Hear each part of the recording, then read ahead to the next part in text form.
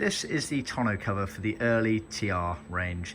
This particular one is applicable to the TR3As, the TR3s and the majority of the TR2s. It's worth noting some of the very early TR2s were slightly longer at the front due to the mounting point of the fixings on the sort of a dash top area, as it were. Majority of them, like this one, they were mounted to the dash top scuttle capping, but some of the very early TR2s were a bit further forward, so just bear that in mind. But overall, the principle of them is the same.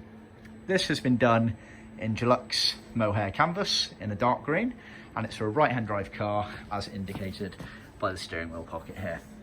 So, like I say, Deluxe Mohair canvas, so a very premium hooding material. It's all pre-sewn.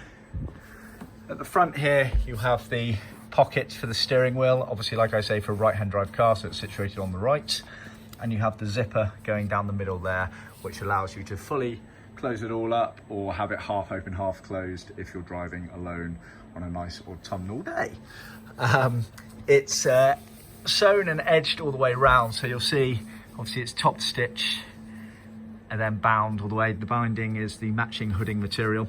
The top stitching is one, decorative, but two, it allows for this reinforced section to go around the perimeter of the cover, which is obviously where some of the fixing clips are all mounted inside. So that's standard on those bits and bobs.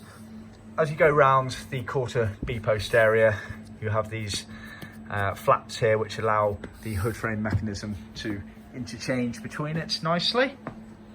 And going round onto the back, you get darts sewn in, which allow again for the shape to be held around this area here where the hood frame metalwork will be sat in the car.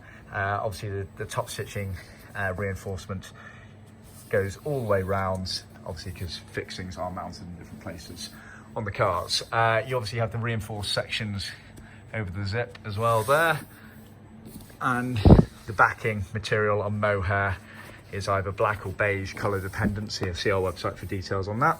And we include the fixings as well. So these are the lifter dots and studs. Studs are for this area here, the lifter dots are for the bodywork of the car. It's also worth noting that on the early TRs, they did switch between 10X on the early cars and lifter dots on some of the later cars. So always worth just checking with us which ones you have on your car. We can supply both.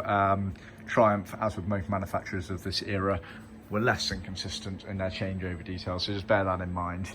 It's always worth taking a bit more time and making sure we're both on the same page with it. So see our website for more details.